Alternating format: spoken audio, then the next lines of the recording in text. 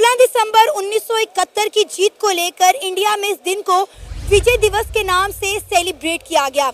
India के prime minister Narendra Modi ने इस हवाले से ट्वीट किया और कहा कि 1971 में जिन शोहदा ने अपनी जानों के नजराने पेश किए और हमें इस जीत से हमकनार करवाया, हम उनकी जुर्रत और हिम्मत को सलाम पेश करते हैं। सांप को दूध पिलाने से वो डसना नहीं छोड़ेगा। भारत और बांग्लादेश के बीच रिश्तों में आई तल्खी अब व्यापारिक मोर्चे पर दिखने लगी। बांग्लादेश में लगातार बिगड़ते हालात, हिंदुओं पर हो रहे अत्याचार और मंदिरों पर हमले ने भारत के व्यापारियों को कड़ा फैसला लेने के लिए मजबूर कर दिया है। लेकिन इंडिया के प्राइम मिनिस्टर नरेंद्र मोदी की इस पोस्ट पर बांग्लादेश के सियासतदान काफी नाराज नजर आ रहे हैं। उनका कहना है कि 1971 की जीत इंडिया की नहीं बल्कि बांग्लादेश की जीत थी। 1971 की जंग में बांग्लादेश के लोगों ने और बांग्लादेश की आर्मी ने अपना खून बहाया था। इसमें इंडिया का कोई खास किरदार नहीं है, लिहाजा इसका क्रेडिट इंडिया और इंडियन आर्मी को ना दिया जाए।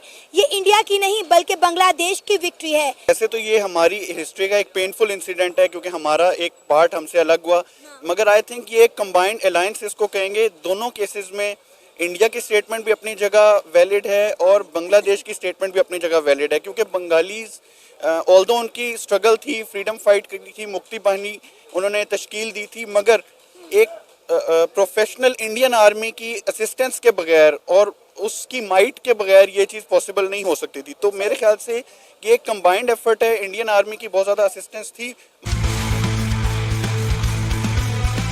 भारत ने बांग्लादेश को साफ संदेश देते हुए 24 घंटे का अल्टीमेटम जारी किया है और 90% सामान की सप्लाई रोक दी है। बांग्लादेश में अल्पसंख्यक समुदाय पर बढ़ते हमले, आर्थिक अस्थिरता और राजनीतिक उथल-पुथल अब पूरे क्षेत्र के लिए खतरा बनता जा रहा। जहां एक तरफ भारतीय व्यापारी अपने नुकसान का जोखिम उठाकर बांग्लादेश को झटका दे रहे, वहीं अमेरिका भी इस मुद्दे पर कड़ा रुख अपना रहा। बांग्लादेश के हालातों को देखते हुए भारत के व्यापारियों ने एक बड़ा फैसला किया है। भारत बांग्लादेश को ऑटो स्पेयर पार्ट्स का सबसे बड़ा सप्लायर है। 90% से ज्यादा पार्ट्स भारत से जाते हैं। व्यापारियों ने कहा कि हिंदुओं पर हो रहे हमले और मंदिरों के तोड़फोड़ के विरोध में ये सप्लाई बंद की जा रही। तो वहीं सब्जियों का एक्सपोर्ट रोकने की तैयारी भी है। पश्चिम बंगाल के व्यापारियों ने 24 घंटे तक बांग्लादेश को सब्जियों की सप्लाई रोक दी है।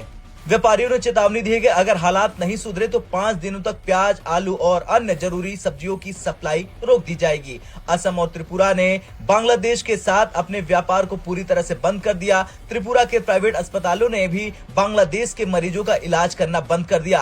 होटलों ने भी बांग्लादेशी नागरिकों की एंट्री पर रोक लगा दी है। मगर ऑब्वियसली जो फ्रीडम फाइटर्स होते हैं वो अपने खून का नजराना पेश करते हैं, एफर्ट करते हैं अपने आप को आज़ादी हासिल करने के लिए और अपने इस गोल को अचीव करने के लिए। तो आई थिंक कि ये एक कंबाइंड अलायंस है। कोई भी इसको ये नहीं कह सकता कि बगैर इंडियन आर्मी के हो सकता था, और ये तो ऑब्वियसली नहीं कहा जा सकता कि बांग्लादेशीज के बगैर हो सकता है। तो बंगालीज जो थे ऑब्वियसली उनकी स्ट्रगल थी, उन्होंने जो एक अपने लिए एक मोटो बनाया था फ्रीडम फाइट करने का, वो उन्होंने अचीव किया और उसके लिए उन्होंने नो डाउट इंडियन आर्मी की हेल्प ली। तो सर 1971 के बाद आज बांग्लादेश को ये क्यों याद आ रहा है कि इसका क्रेडिट इंडिया को नहीं जाना चाहिए? क्योंकि अगर हम अपनी पाक स्टडीज की बात करें, जिसे हम उर्दू में मुतालिया पाकिस्तान कहते हैं, उसमें भी हमें यही पढ़ाया गया कि 1971 में हमने इंडियन आर्मी के दांत खट्टे कर दिए। बाद में पता चला कि वो तो जंग हम हारे थे, इंडिया जीता था। आई थिंक इसकी एक मेजर वजह ये भी हो सकती है कि अभी रिसेंटली ओवरथ्रो की गई है बांग्लादेश में गवर्नमेंट, जो कि ज़्यादातर प्रो इंडिया गवर्नमेंट थी। मुजीबुर रहमान की साहबजादी की गवर्नमेंट थी और ऑब्वियसली मुजीबुर रहमान ने इंडिया के साथ बहुत ज़्यादा हेल्प ली थी और इसी तरह से हसीना वाजिद भी उसी तरफ चल रही थी, उन्हीं लाइंस पर चल रही थी। तो आई थिंक जो ये गवर्नमेंट चेंज हुई है, ओवरथ्रो की गई है, एक अपहीवल हुआ है बांग्लादेश में, उसके बाद जो नई जो गवर्नमेंट आई है या जो नए रूलर्स आए हैं, उन्होंने अपना माइंडसेट ये बनाया है कि हम इस चीज़ से अवे होंगे, इस चीज़ को रेजिस्ट करेंगे कि हमें क्रेडिट नहीं दिया जा रहा। वो ये सोच रहे हैं शायद कि हमसे क्रेडिट स्टील करके तो सारा दूसरी साइड को दिया जा रहा है, और चूंकि वो गवर्नमेंट चेंज हुई है तो अब वो खुद की साइड पे एक अपना एक स्टांस चेंज कर रहे हैं, अपने आप को भी ड्यू क्रेडिट दिलवाना चाह रहे हैं, और यही मेजर वजह है उनके स्टांस को कंप्लीट शिफ्ट करने की। देखिए सर, हम ये बात नहीं भूल सकते कि 1971 के बाद बांग्लादेश में जितनी डेवलपमेंट हुई है उसमें इंडिया का बहुत अहम रोल रहा है। इवन कि उस जंग में भी फिर आज बांग्लादेश किस तरह कह सकता है कि ये इंडिया की नहीं बल्कि हमारी विक्ट्री है? Bangladesh again as I said के गवर्नमेंट चेंज होती है तो स्टांस चेंज होता है, और आई थिंक उनके इंटरनल